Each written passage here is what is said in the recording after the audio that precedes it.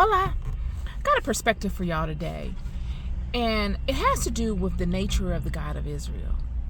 The God of Israel, this mighty God that has led these children through many hills and valleys. This mighty God is a God of storms, y'all. That's what they say. They say this God of Israel is a storm God. And I know many of us talk about these storms of life and all these things that come, and the storms of life, and having to weather the storms by hiding under the wings of the God of Israel. So it made me think, if you are a child of the God of Israel, why would the God of Israel send a storm upon his child? Why? Oh, I know many of you can come up with an analogy, a fantastic dissertation on that one. But I'm going to give you something to chew on with this.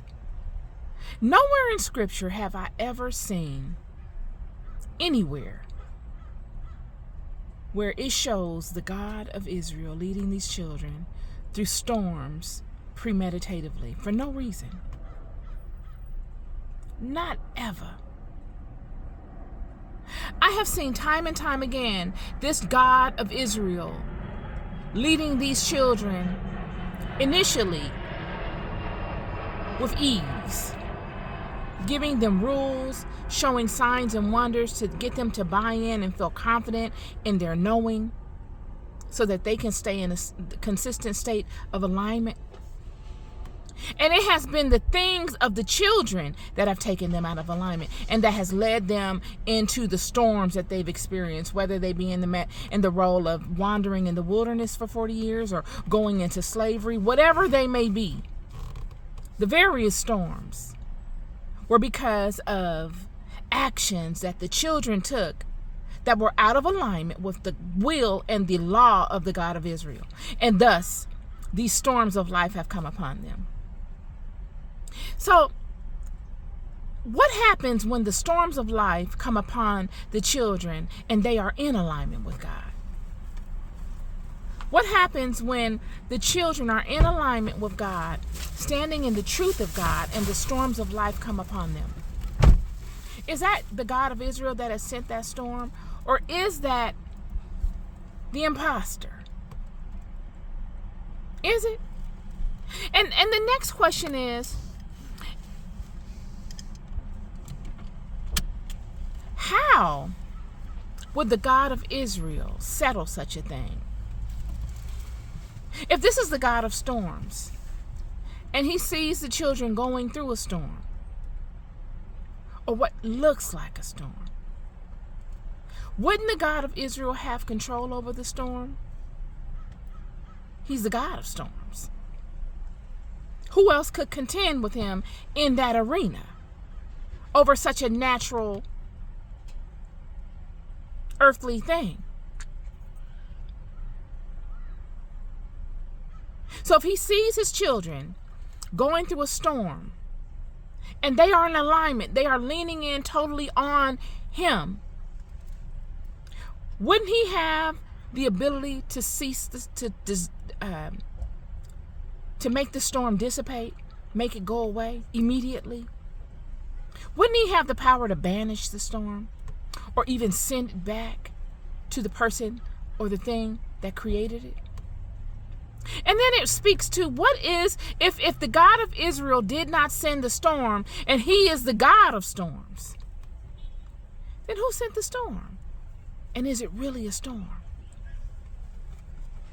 Is it really a storm?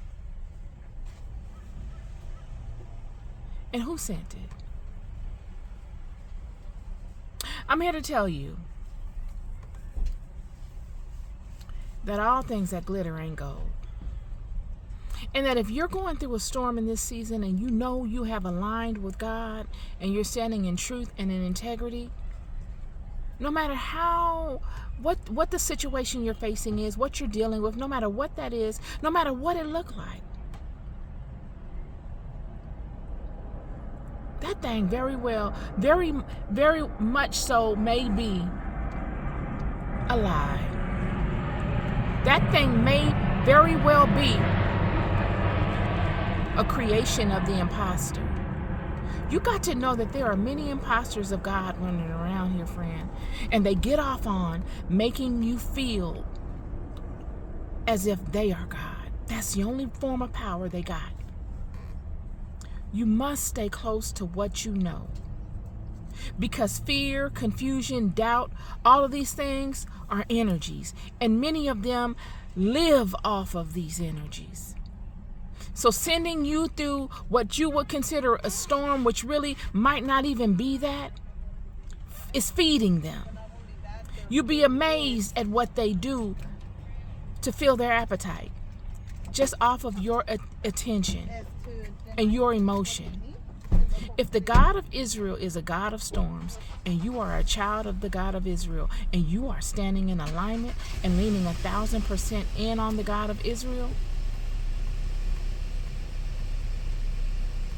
then that thing that you call a storm ain't a storm, friend. Because it wasn't of him. He didn't send it upon you. And you must lean in on the word, because the word is consistent. God's promises don't fall to the ground. One thing about the God of Israel is that the God of Israel is consistent. Period. There is no trickery. There is no catch you blindsided and I got you in a situation where you didn't expect. The God of Israel is the total opposite of that. He'll take the least advantage route just to show his might, because he needs for you to know the hierarchy of things. And in knowing the hierarchy of things, you're able to spot things like this. By knowing his nature, you're able to know what he will and will not do, what he does and does not do. If he's a God of storms, friend, and you in alignment, he didn't send the storm. And if he didn't send the storm, then what you're going through ain't a storm. Know yourselves. Stay in alignment, and you had better keep going. You're loved more than you'll ever know. Peace and love.